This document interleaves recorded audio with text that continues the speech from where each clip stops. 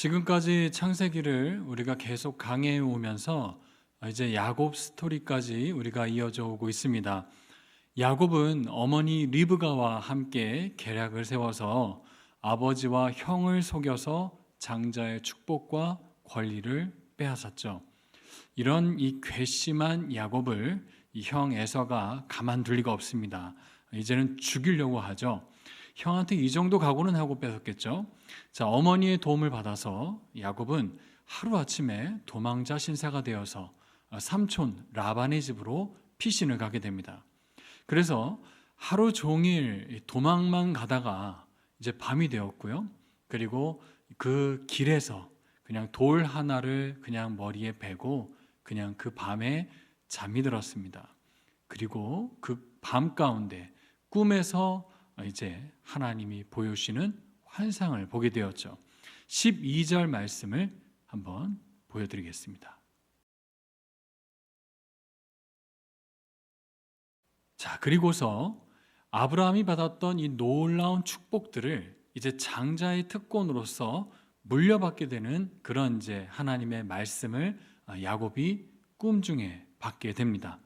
그리고서 야곱은 이제 하나님이 이곳에 정말 나와 함께 하시는지 몰랐다라고 하면서 놀라워하죠. 그리고 이렇게 고백을 했습니다. 17절 말씀 한번 띄워드린 말씀을 한번 다 같이 한번 보겠습니다.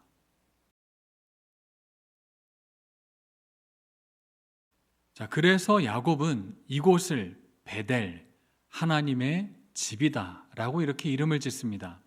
지금은 비록 도망자 신세여서 하란으로 갈 수밖에 없는 그런 처지이지만 하나님이 약속하신 대로 다시 이곳에 이 하나님의 집으로 되돌아올 것을 기대하는 야곱의 고백이 있습니다. 자, 그러면 오늘 우리가 잘 알고 있는 이 본문에서 또 우리가 연결해서 생각해 볼 수 있는 이 성경의 다른 말씀들은 또 무엇이 있는지, 또 그것의 중요한 말씀들은 또 무엇인지를 한번 알아보도록 하겠습니다. 첫 번째 키워드는 사닥다리입니다. 먼저 성경을 얼마나 자세히 봐야 되는지 한번 다시 한번 봤으면 좋겠는데요. 12절 말씀을 한번 띄워드릴게요. 자, 어떻게 기록되어 있나요? 사닥다리가 하늘에서 땅으로 이렇게 위에서 내려왔을까요?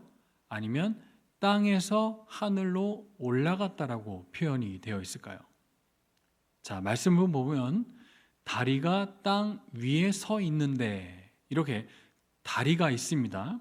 근데요, 그 다리의 꼭대기, 그 끝까지 하늘에 올라 닿았다라고 기록이 되어져 있습니다. 그 누군가가 이 다리를 땅에서부터 하늘까지 올려서 닿게 했대요. 누가 이렇게 했을까요? 13절 말씀을 보면요, 이렇게 땅에서 하늘로 연결되어진 이 통로를 통하여서 이제 여호와 하나님께서 하늘에서 야곱에게, 땅 아래에 있는 야곱에게 축복의 말씀을 건네어 주신 것이죠. 누군가를 통해서 높고 높은 그 하늘에 계신 하나님과 그리고 땅 아래에 있는 야곱이 하나님의 말씀으로 다시 소통하고 연결될 수 있게 하여 주셨습니다. 아직은 그분이 누구인지 몰라요. 누가 사다리를 이렇게 하나님과 연결을 하게 해주셨는지 그 본문, 그 누구인지는 야곱의 본문에 나와 있지 않습니다. 그러나 신약 시대에서야 이 사다리를 올려주신, 연결해 주신 분이 등장하죠. 자, 요한복음 1장의 이 말씀을 보면요, 빌립이 먼저 예수님의 제자가 됐고요, 그리고 자기 친구 나다나엘을 전도하려고 예수님께 데리고 옵니다. 물론 나다나엘은 처음에는 절대로 믿지 않았습니다. 무슨 나사렛에서 그 천한 곳에서 우리를 구원할 메시아가 날 수 있겠냐, 아니면 무슨 메시아가 나랑 같은 이런 동시대에 살고 있는데 무슨 이렇게 세상이 이렇게 조용하냐라고 이렇게 부정을 했죠. 그런데 예수님을 만나니까 그가 무화과 나무 밑에서 메시아를 기대하고 고대하는 마음으로 기도하고 있었던 것을 주님이 알고 있었던 거예요. 그래서 그것에 대해서 그 놀라운 비밀을, 자신만의 그 기도를 아시는 걸 보고 메시아임을 단번에 나다나엘이 고백을 하죠. 그리고서 주님이 나다나엘을 향하여서 하신 말씀이 이것입니다. 자, 요한복음 1장 50절에서 51절 말씀을 한번 띄워드리겠습니다. 자, 어떻습니까? 야곱의 사닥다리를 주님이 다시 언급하시죠. 이것을 야곱뿐만 아니라 바로 너에게도, 나다나엘 너에게도 이것을 보여줄게 라고 이렇게 말씀하십니다.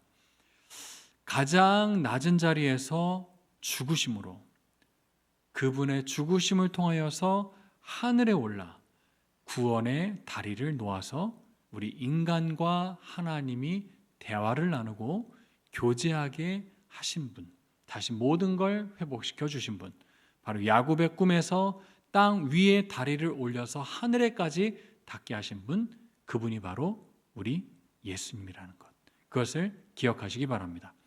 두 번째 키워드는 바벨탑입니다. 오늘 이 사닥다리와 야곱의 꿈과 바벨탑이 어떤 연결이 되어 있을까요? 창세기 11장에는 인간들의 교만함으로 바벨탑을 쌓았던 이야기를 다 기억하시죠? 이들은 하나님의 말씀을 거역했습니다. 하나님의 말씀대로 살지 않으려고 작정을 했고요. 그리고 끝내 그들의 야망, 그들의 교만은 무엇이었습니까?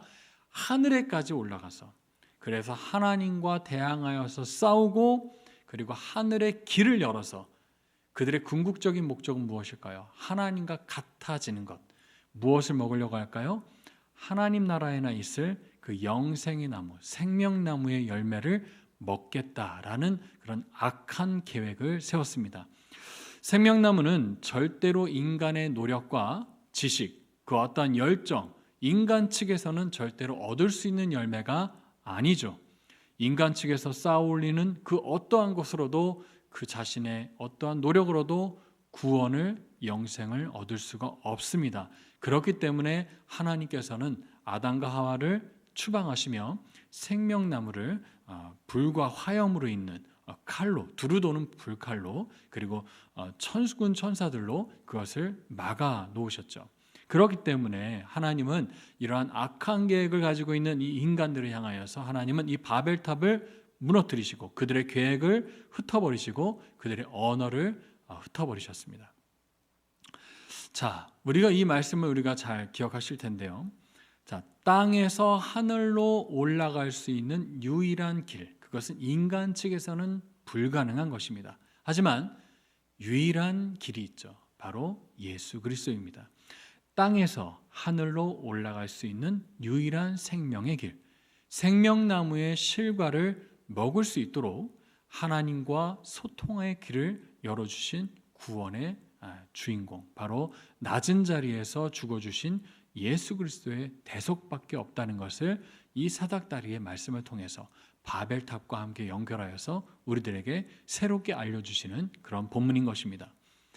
세 번째 키워드는 바로 집이에요. 집.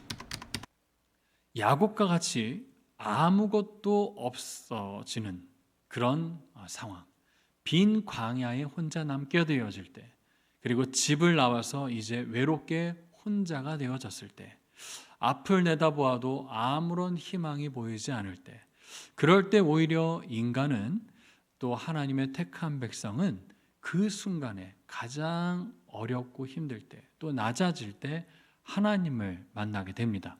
하나님이 먼저 찾아와 주시는 거죠. 야곱에게는 지금 되돌아갈 수 있는 집도 없었고요. 그리고 지금 자리에 눕고 쉴 수 있는 자기 집도 없었습니다. 하지만 지금 이 자리에 누가 계셨다는 거예요? 꿈을 통하여서, 환상을 통하여서 하나님이 이 자리에 계시다는 것을 보고 너무나도 놀라워했죠. 그래서 이것을 깨닫습니다. 지금 이 자리에 하나님이 계신 곳이 자기가 안전하게 거할 수 있는 나의 집, 바로 하나님의 집이라는 것을 새롭게 깨닫게 되었죠. 하나님이 나와 함께 하신다라는 것을 확신을 가졌고요. 그리고 나의 이 모든 곳이 하나님께서 함께 하시는 그곳이 바로 하나님의 집이라는 것을 알게 되었습니다. 그래서 하나님을 만난 그곳을 베델, 하나님의 집이라고 이렇게 고백을 합니다. 하나님이 나의 지배되어 주십니다. 라는 고백이죠. 시편 84편 10절 말씀입니다.